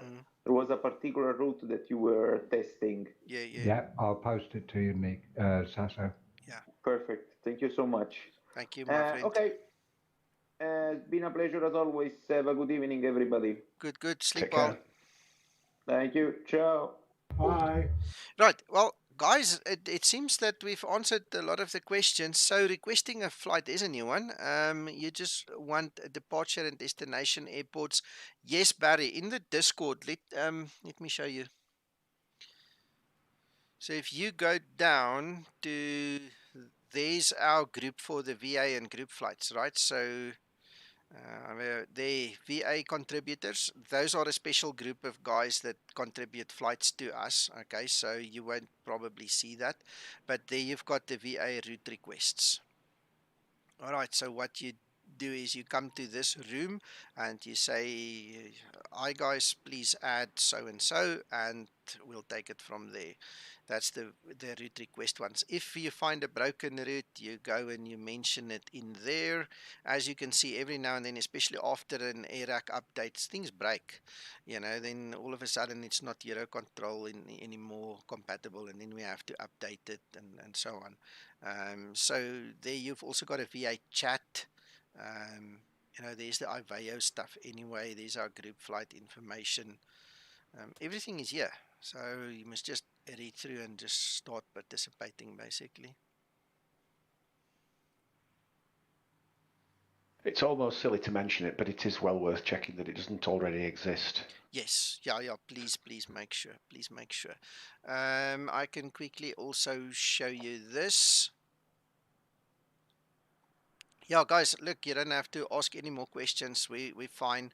If there are more, you just come and ask it in the VA room, you know, then we'll put it in. Barry, I think that's an excellent idea. This, by the way, guys, let me show you. If you go to the VA route request page and you go to the pin post, there's the Google Doc. That's the link in the pin at the top there. Okay. That will open this spreadsheet for you. All right. And anybody that's got the link can actually go and add routes. As you can see, look, there are a couple in the making. You see, and this is the routes for the Canadian tour that we've also started but never finished. You see, these ones I actually completed today, so I added that as a special request for Uncle John, so we can actually take that out. All you need to do is just read the rules at the top. Oof, that was too fast. I'll show it to you now. Right, so there are a couple of things, obviously, that you can just read through, but basically all we want, literally, is just the departure, see, departure airport and arrival airport, and if you can, just give us a proper alternate. Okay, we'll fill in the rest of everything else unless there are specific times you want to do it, kind of thing, but we don't expect you to do anything else. And over here, these are the routes. All right, and these routes is what I showed you earlier. That comes from Route Finder and such. You see there, we've got Route Finder and Flight Aware listed for you guys as well. All right, and then if you start filling in here, all we need literally is just that, if you can. But that's the bare minimum, just the departure and the arrival. But that's a nice to have if you can give us the alternate. We'll do the rest. Once this is done, we export this as a CSV format. We pull it into the database. It's a couple of seconds to do, and then it's done. But I'm with you, Barry, on that Australian one. I think that is a big emptiness for us at this stage. We've got a couple of New Zealand routes, and I think there are a couple of Australian ones. But if you can add more the merrier, right? And that's it. That's how easy it is. You know, once you follow the link, you'll get here. And please don't just fill it in and not prompt us. You know, at least tell us, listen, I've added a few routes, go check it out when you've got time, and then between me and Uncle John and whoever else, we'll go in there and start filling them in and doing them. as time allows.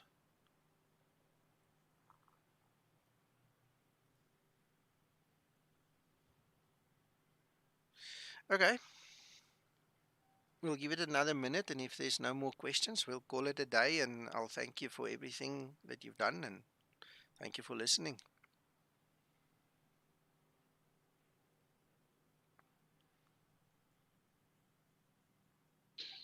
Thank you for the training session, Nico. You're welcome. I probably didn't, follow my own index there below the video, so I'll have to go back tomorrow sometime and rearrange them and then put the timestamps in there, because it's going to help everybody if there's just a timestamp that they can click on for the different sections.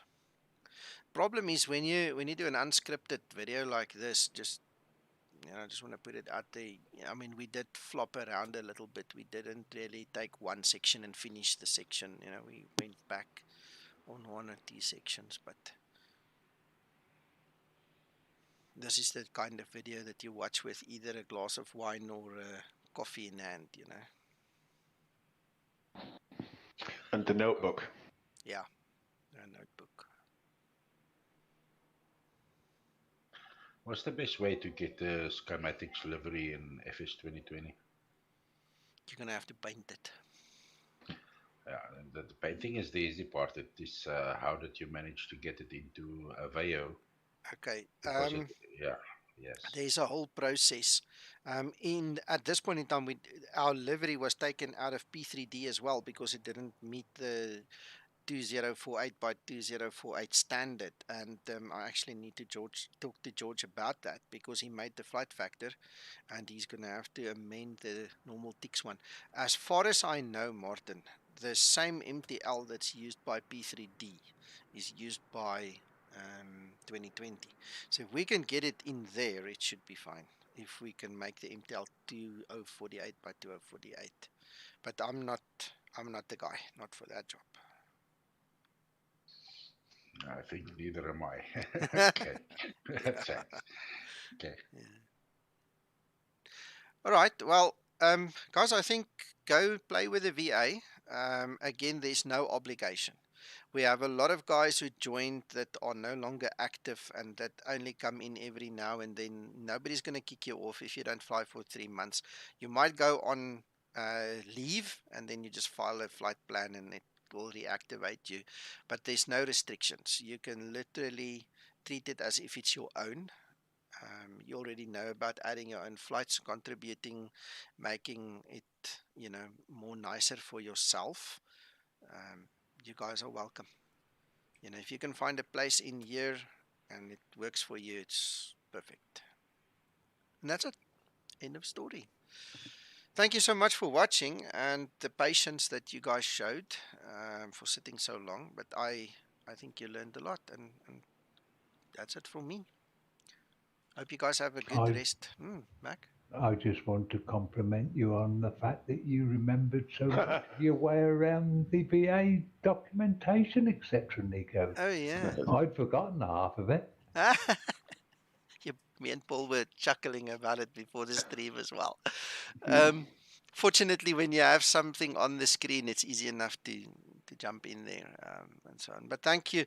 Mac and Paul were working very hard with Mako on it. You guys were really, going above and beyond. We couldn't have done it without you. There's just no ways. So thank you guys for that again as well. Pleasure. Cool. So let's call it a night, guys. We'll see you in the morning, and then I think we're going to disregard these. By the way, while we're going out, I'm just going to remove these bids because we're not going to fly these routes, and then we'll continue on my flight roster. And for those of you that are not aware of the actual flight roster, let me show you. This is what it looks like. So we normally list the flights that we're going to do in this section, and so tomorrow it will be